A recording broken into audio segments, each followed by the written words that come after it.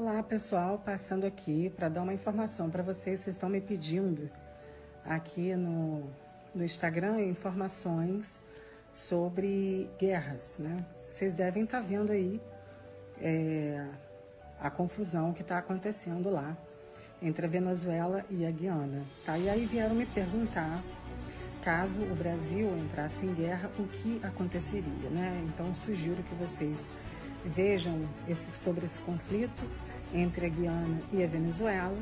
Ao que chega para a gente é que as Forças Armadas do Brasil já estão lá nesse confronto. Mas o que acontece caso o Brasil entrasse em guerra? Bom, primeiramente, a competência exclusiva para declarar guerra é do presidente da República. E a competência para autorizar a guerra é do Congresso Nacional. Se o Congresso estiver fechado, depois ele referenda. Se ele estiver aberto, então essa autorização tem que ser dada. O artigo 91 da Constituição Federal fala do Conselho de Defesa Nacional.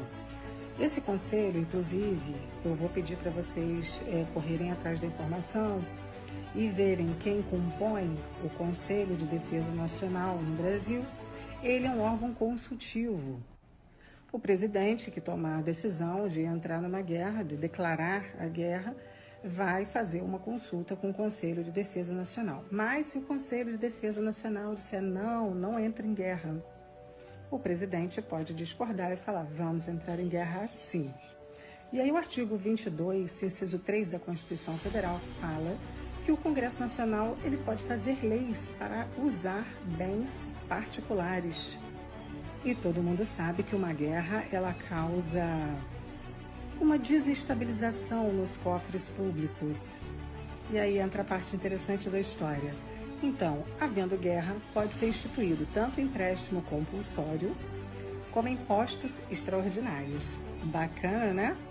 Empréstimo compulsório é aquele que a União vai lá na tua conta e pega o dinheiro e fala, dá pra cá, porque a gente agora tem guerra, a gente precisa de dinheiro. E tem os impostos extraordinários que serão criados caso o Brasil entre numa guerra. Deus me livre. A gente sabe também que o orçamento, né, como a casa da gente, o orçamento ele é planejado. Mas e no caso de uma guerra? O que acontece com esse orçamento, com esse planejamento? O artigo 167, inciso 3 da Constituição Federal, autoriza o presidente da República a mudar o orçamento via medida provisória. Olha que bacana, canetada só, ele vai lá e muda, está em guerra. Assim, ele pode, por exemplo, tirar dinheiro da saúde e colocar dinheiro para as Forças Armadas. Ele pode fazer isso. Tá, e quanto aos direitos civis, como é que ficam os nossos direitos? Bom, declarada uma guerra, diz o artigo 5º da Constituição que no Brasil não haverá pena de morte. Porém, em caso de guerra, sim, por fuzilamento. Então, a gente pode dizer aí que o direito à vida também é relativo, porque em caso de guerra, fuzilamento. Em caso de guerra, um presidente também pode declarar estado de sítio, está lá no artigo 137 da Constituição Federal. Esse estado de sítio seria aí o último grito da República, né? O Brasil o país estaria se esfacelando e aí seria o último grito da República. Mas o que a Constituição fala em caso de guerra mesmo? Bom, a Constituição ela não fala nada, né, sobre a guerra, ela fala sobre estado de sítio. Guerra, não. Então, nesse caso de guerra, a própria Constituição seria afastada para o presidente tomar todas as iniciativas que devem ser tomadas. Legal, né? No estado de sítio, por exemplo, tem a limitação do direito de locomoção, você não vai poder mais ir e vir. Serão determinadas buscas e apreensões, pessoas podem ser detidas em prédios que não tenham finalidade para prender essas pessoas, ou seja, qualquer edifício que não seja presídio. Pode violar sigilo de correspondência, pode violar sigilo da ligação telefônica, sigilo de dados de internet. Inclusive, pode rolar até censura. Em caso de guerra, tá tranquilo, censura certinho.